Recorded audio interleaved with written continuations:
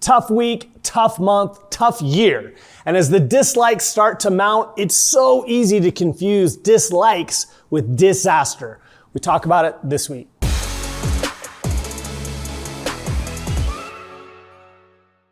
Depending on exactly when you wanted to start to count, we're getting near 6 months, probably a little bit closer to 7 months of this bear market. And statistically, that 6-month type time frame is where our emotions can start to get the best of us. We can look past things for a period of time, but eventually it just becomes too much. I'm gonna try to give you some words, some encouragement, some rules, lessons to live by that, again, hopefully can extend this time frame, get you through this period to the other side. Rule number 1 is think of your money like you would think of any other relationship in your life in this respect.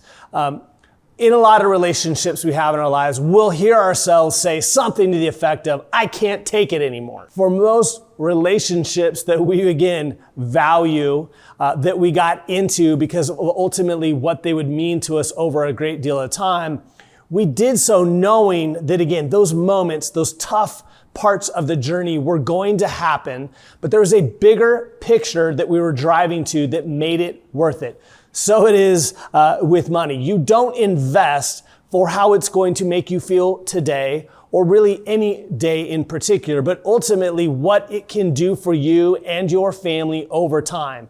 And just like those moments when the kids are driving you nuts, your spouse is driving you nuts, maybe a good friend, you got to remember that you've got to take the good with the bad. Any relationship that's going to mean something to you over time is going to take work, and quite simply isn't always going to be feel good. Point number 2, first was relationship. This one is be realistic. The market is not going to zero. The collective value of all companies in the U.S. are not going to be worthless. It can feel like it when you just see that red on your screen day after day after day. But remember, again, that usually it's these dark periods that are going to lead to some of the brightest moments.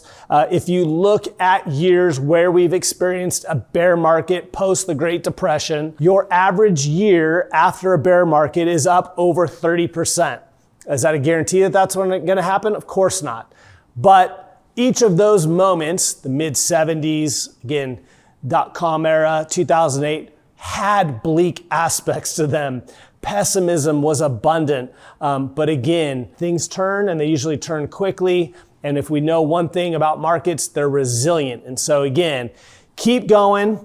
Don't let those feelings of your recency bias lead you to what, with a little bit of reflection, you know is a silly conclusion, that the world economy is just going to cease to exist as we know it. If the world's going to zero, there'd be a lot of different life events that you'd probably want to have.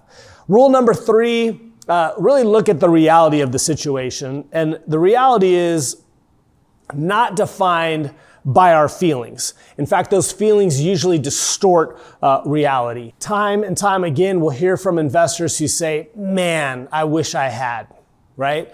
And almost invariably when they bring that up, what they're referring to is, I wish I hadn't sold out in 2020 in the midst of the COVID lows. I cashed everything out. I wish I hadn't sold all my stocks when fill in the blank got elected president. I wish in the bottom of 2008, I hadn't hoarded that money under the mattress. Look how much money I would have made if I'd gone in. Point being, with a little bit of hindsight, when the pessimism recedes, when the fear recedes, people look back and say, man, if I had been a little bit more rational, if I had been a little bit more long-term in my thinking, that would have been a heck of an opportunity to help advance where my family and I could be. Bear markets don't last, and they are defined by bearish people. That's just a simple, obvious reality that can get lost on us.